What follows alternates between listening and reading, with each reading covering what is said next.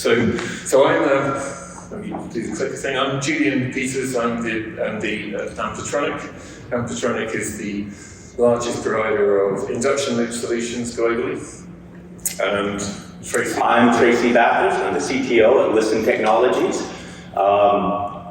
At this point, I'm up here on the stage with Julian due to a partnership that we had last year between Listen and Ampetronic that allows us to provide a full range of technologies and products to the market, including what we're talking about here today, a product that utilizes Auracast. Okay, so let's dive in and tell you a bit about this. I'm going to go quickly through this at the beginning and talk a bit about assistive listening. We'll come back to this. But Auracast, if you don't know already, Auracast is something that is under the Bluetooth banner. So it's a brand name under the Bluetooth organization. But it's not really Bluetooth as we know it. So it's not the classic Bluetooth connection that we're all familiar with short range, individual links to personal devices. This is based on Bluetooth Low Energy Protocol. It's an entirely new standard, published last year, so it's really very new. It's designed for broadcast, so we don't need connected links. It's very low power, so it minimizes the demand on consumer devices. It's high range compared to what we think of as Bluetooth. So we can have a huge number of users within that to use the system. So it's a very, very different thing from what we expect when we talk about Bluetooth. So that's the core technology, but I'm going to back up and just talk about assistive listening. That's the application we're talking about today. So assistive listening, I'm guessing a lot of you will know exactly what this is, so I'll go quickly. But this is the reinforcement of audio in the room to help people who have challenges hearing to hear the signal separated from the noise. So it's basically giving direct sound to those who need it. That's often done either through transmitting sound through a magnetic field directly into a hearing aid, that's an induction loop, or transmitting audio through an infrared or radio signal to a receiver. They're all different ways of achieving the same goal, which is to get better quality signal to the end user. And assistive listening is a big deal for those who use it. It's transformative for people's lives. And that's why we see it in legislation. We need to provide assistive listening in much of the developed world, wherever we have audio. So assistive listening today, you'll be familiar with, I think, several different ways we do it. So these are the main technologies. On the left, you have hearing loops. Hearing loops are probably, if you ask end users with hearing aids, it's the preferred solution because they don't need to have any devices given to them or hired. It's basically invisible. It's a loop around the room in some form, providing magnetic field transmission. Radio frequency devices are large coverage area, so you can have many people, a stadium, for example, using radio frequency. It needs a dedicated receiver. Infrared also needs a dedicated receiver. That has the benefit of being very secure. You have to be within line of sight, typically within the room that the transmitter's in. The fourth category here is a bring your own device category, which we're seeing more and more of. Wi-Fi solutions, where you can use your own device to receive audio. So lots of different ways to do this. But each of these does come with its challenges. Hearing loops are problematic for the hearing aid manufacturers. It's a big quote on the hearing aid. It's costly to install, it's difficult to get into the building. Receivers for RF devices and infrared, they create challenges for venues and for end users in managing those. And audio over Wi-Fi? Well, Wi-Fi not really optimized for audio, it works, but if you want live audio, you've got a lot of dependency on which device the user has, and you've got issues with the infrastructure IT network. So, quite a long time ago now, we got together as an industry, as an ecosystem really, driven by the hearing aid manufacturers, saying what's going to come next? What can we do? How can we make a better entry for audio into the hearing aid?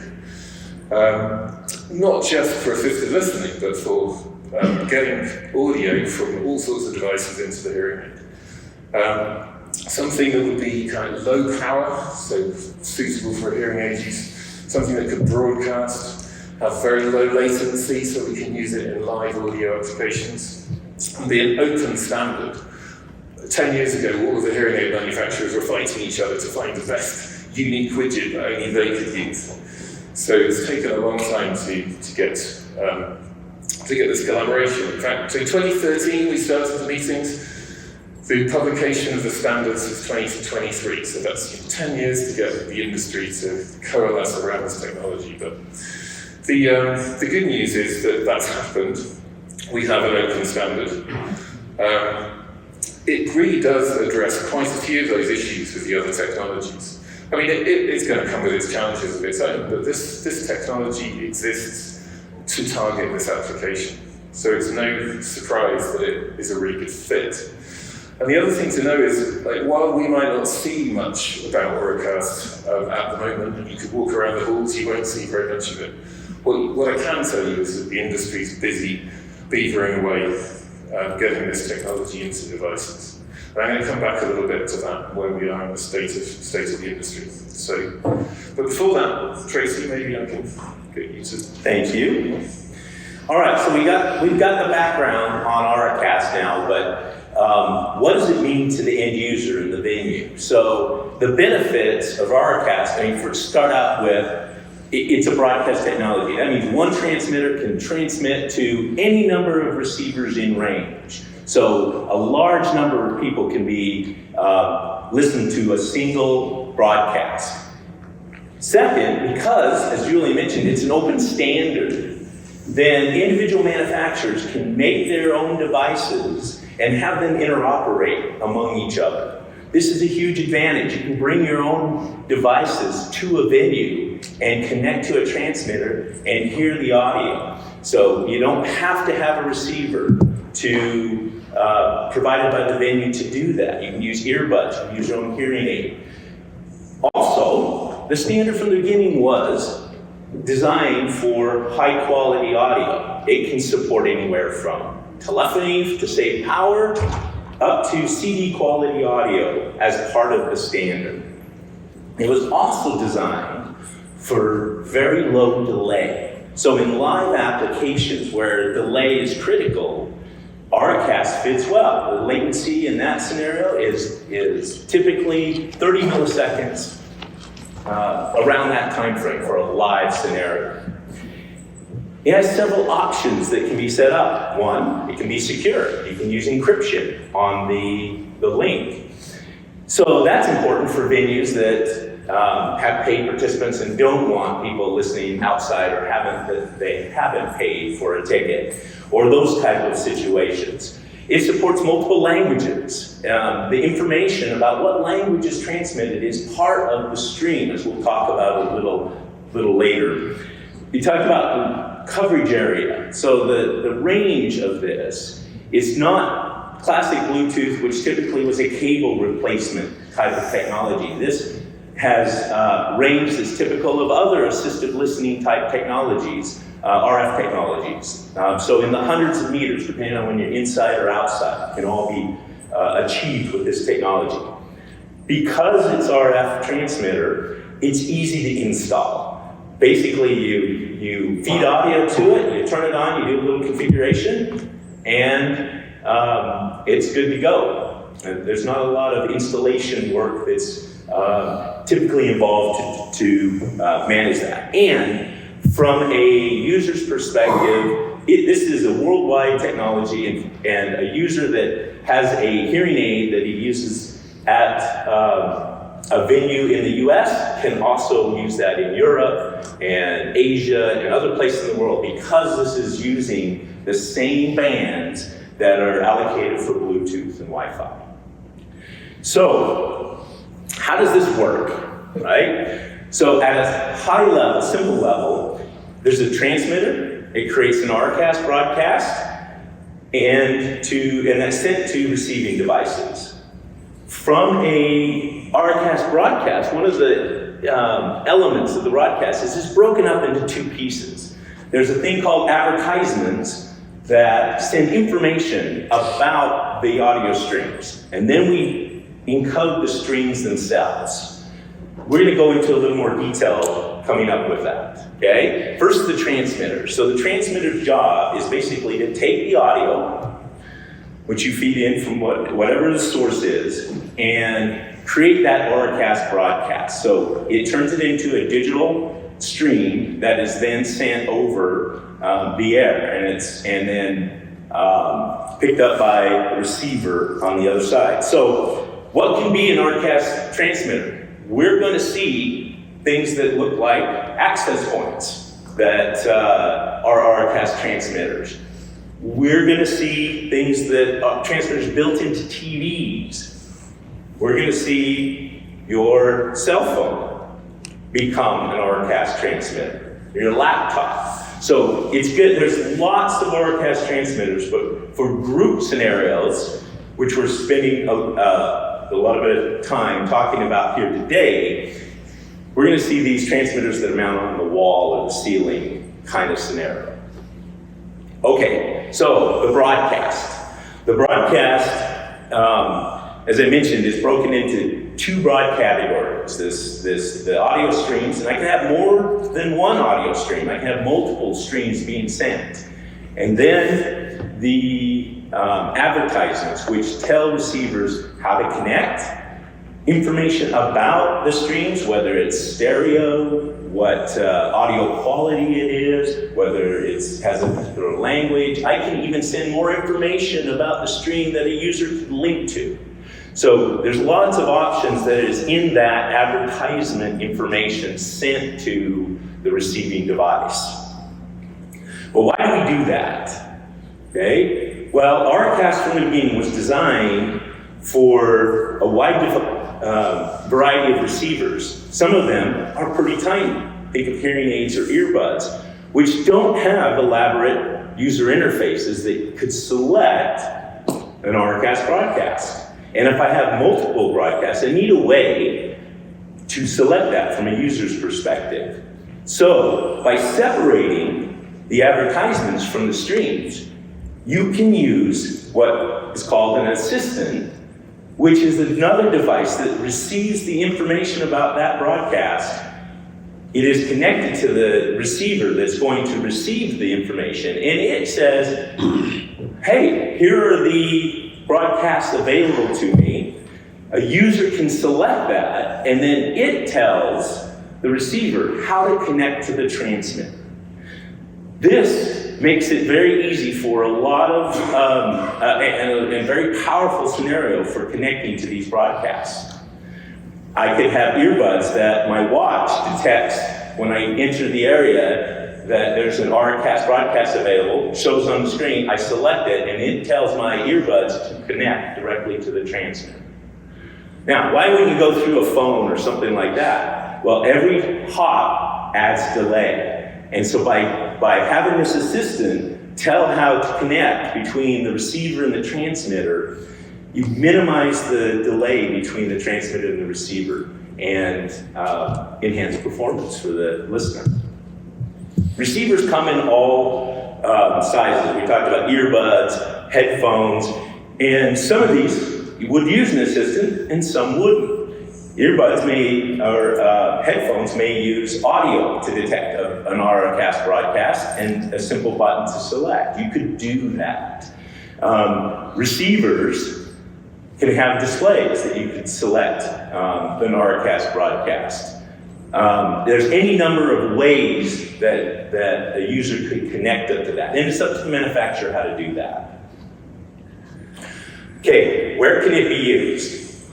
Short term is just about everywhere, okay? We're gonna see these venues, large group venues, be the first places that Auracast is going to start appearing. We're talking about classrooms, presentation centers, training centers, arenas, all the places that assistive listening is used today for group scenarios is going to, it's a prime application for Auracast. As more adoption occurs, we're going to see more individual type scenarios where I'm going to see it at kiosks and help desks and on transportation, intercoms, those sort of devices where an individual interact with an Auracast broadcast to hear what's going on. So that's going to be in the future. You may see some of that in the near term, and Julian's going to talk a little bit more about that when we get there. So today, with the group scenarios, what's some considerations for installation that we need to be aware of? A lot of it is the same as what you have to do today with any other assistive listening device. You need to be worried about coverage. As an RF technology, there's a range that the device will cover, and you need to decide in an installation what's the best place to really transmit. Because it's RF and it's in the 2.4, ideally you want to have it high, centrally located, will give you the largest coverage area. So we generally put it in that type of installation environment. You don't want it under the desk behind in a rack someplace that has to run through a lot of obstacles before it gets to the receiver. That's going to limit the range. So you also have to be concerned about, since there's multiple devices that are going to be made to receive the broadcast, not all receiving devices pick up the same. They're not as sensitive to RF as others. So some small device that fits in your ear has a very small antenna that is not going to pick up as well as a large device that you hold in your hand. So you need to be aware of that in setting these ranges, that that depending on the device, it may not go as far as a handheld device. And you'll see some guidance from that in manufacturers as we move forward. Also, there's a certain level of configuration that you're going to have to account for. Because there's a name, you want users to have something that understand and select. So you're going to have to set up that configuration. Also, if you're doing security, you're going to enable that. How do I let the user enter in a passcode? And for that, QR code, NFC, it could be entering in on a display. There's lots of options there, but it needs to be taken into account. Also, because it's a new technology, you got to make users aware that this technology exists. So having a sign that says Auracast available at this venue is an important indication for an end user that says, hey, I can use my device here. So the Bluetooth SIG Special Interest Group has created a database, and you can register a venue at that database after you've installed it, and they will send you a sticker that you can post at the site. So that's just something to keep in mind. It's optional, but it is something that can help build awareness for a venue that Auracast exists. And finally, on installations, you need to be aware that it's still an assistive listening device, and the aware of all the benefits of the end user needs to have coming in here. So you need to offer receivers as part of that to meet compliance, and also help users that haven't transitioned to an Auracast to use the device. Neck loops, signage, all the typical things that you need to take into account in assistive listening still apply in this scenario. So we kind of covered what it is and what the considerations are, and now we're going to talk about when it's relevant. Thank you. Yeah, so that's, I said it's coming earlier, and I think it's important. Now Tracy's painted the dream of what Auracast will do for us all. Now what's the time scale? When is it really relevant for us? So I think the answer is there's a lot in development, and the first products are coming to market on the consumer side. So if you look at the hearing aid industry, there's no question the Hearing Instrument Manufacturers Association have got right behind this. They're working on it. This device here is the first hearing aid to come to market that is native Auracast compatible. It's GM resound next year. Others will come in fairly swiftly behind. These products take a while to develop, though. So they have custom ASICs. It takes a while. So we expect between 3 and 5 years from now, we'll have pretty much every new hearing aid that comes to market will have Auracast natively within it. Now there's consumer devices. So the Samsung products, the new Samsung phones and the Buds 2 Pro are already Auracast compatible. We're seeing other things. The Sennheiser headphones have come out that are able to receive Auracast. I think the Microsoft Surface laptop is able to use Auracast now. And if you look at the names behind this, I mean Samsung and Microsoft, and, we've got the big tech companies putting the technology into consumer devices.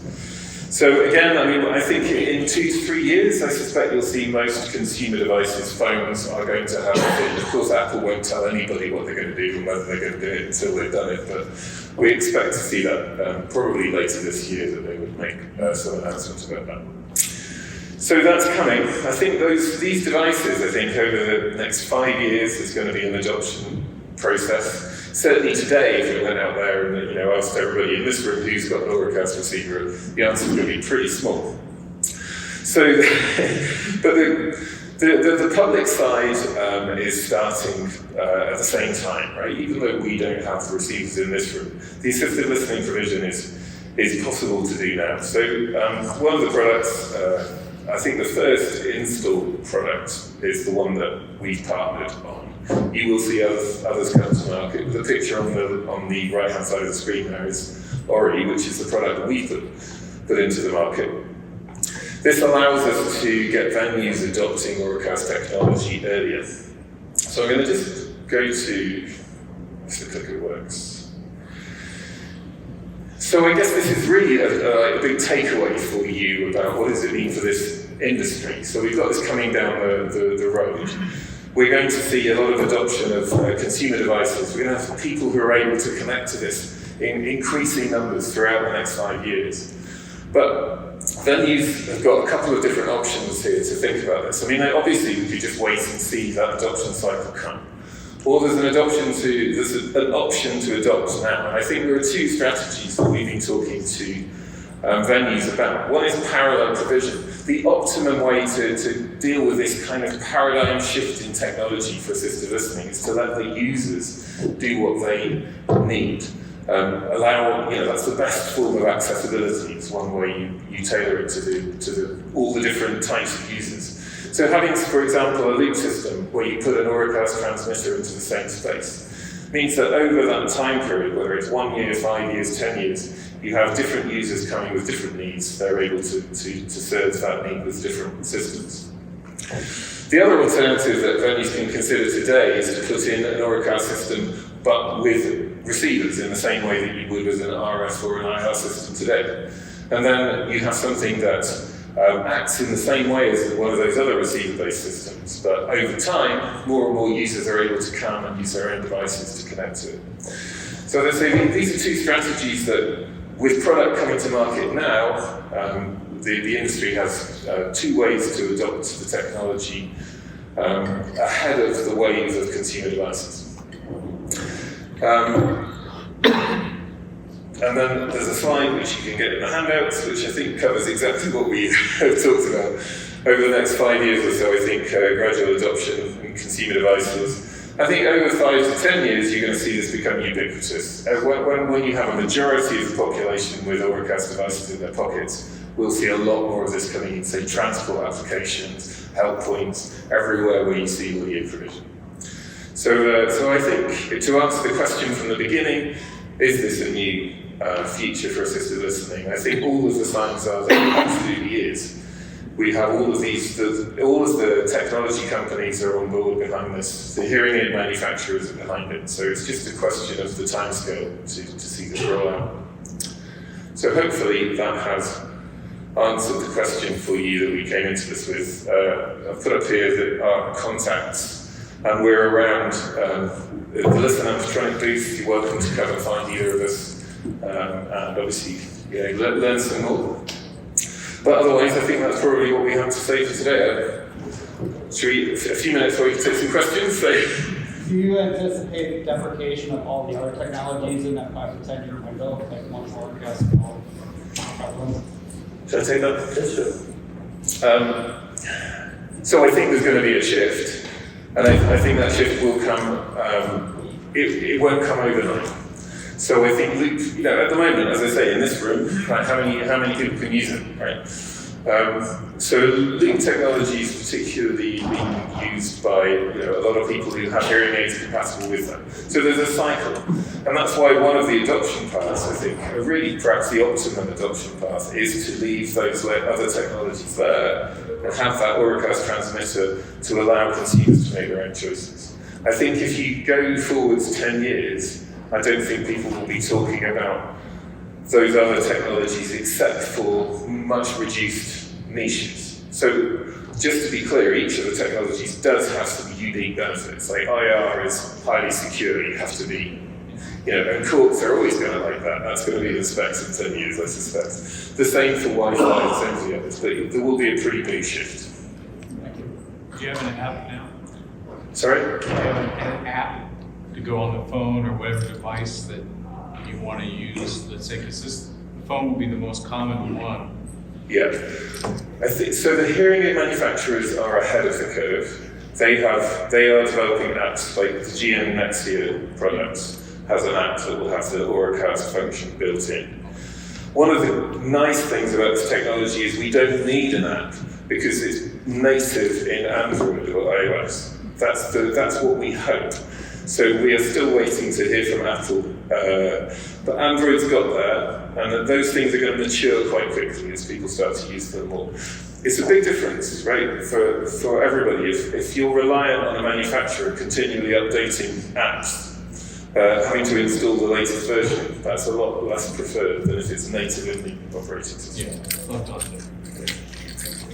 So, just to be clear, in order for a device to support this, it requires separate hardware. What's available now? Or say if I've got a set of Bluetooth capable hearing aids right now, is it firmware upgradable? So most, there's a lot that are going to require different hardware, okay? But some devices out there exist with the hardware to support it, and it's just a software upgrade to do that. For example, the Samsung earbuds were out for a year, and they did a software upgrade, and it supports Auracast now on the thing. So there are devices out there today that have the hardware capable to do this, and we're starting to see manufacturers enable that software, but some devices are going to require different hardware. So it depends on which chipset. Yeah, absolutely. I think to be specific about the hearing aids, almost all hearing aids, except for this Nexia device, will not be firmware upgradable. And so that's one of the things that has to happen in this adoption timeline. Yeah.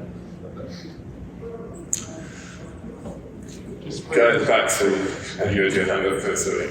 Yeah. Is the Auracast technology and the hearing aids themselves, is it replacing key coils or are they moving side by side? So the hearing aid manufacturers have wanted to go this way for lots of reasons, one of which is because they don't want to put telecoils in hearing aids anymore. But they're also being conscientious about it. And if we talk to GM, for example, their new hearing aids have both telecoils and Auracast. And I think that we're likely to see that from all of the manufacturers for a period of time. So there's no question that the telecoils are going to find a point where they are no longer the future. It's not going to be off a cliff, but yeah, that will happen. Sorry. Yeah, so in terms of you mentioned encryption, what do you foresee in terms of future security concerns once this goes live in public spaces, that kind of stuff? Yeah, and security encryption concerns you see going forward? Yes. So at the moment, there's a lot of work still carrying on in Bluetooth Sync, and one of the application areas is how we bring more security. At the moment, there is that you can make secure broadcasts, and you can refresh the codes every session. So, for example, you walk into a room and you have to get the refreshed QR code to connect your device to it. So there's that level of security. I think there are other things that will need to be fixed in future if we want to put PA announcements out that are security or safety critical into a transport environment. We have to think about, there's work that's still to be done there. But for the core use case of assistive listening, which is reinforcing audio in the room, I think the technology provides all of the security that I think most venues would look for in that. It's at least as secure as the audio. Yeah. And I think, just to add this, any device, any secure thing, there's ongoing efforts that are going to be required. As we've seen in Wi-Fi or any other technology with security, it is an ongoing effort to improve itself. Oftentimes in performing arts facilities, there's multi-channel assistive listening requirements. How does that work with the Auracast application? Yeah, you can support multi-channel audio, multiple transmitters, depending on how many channels a transmitter can produce. You can have multiple streams available. Would that be through the assistant?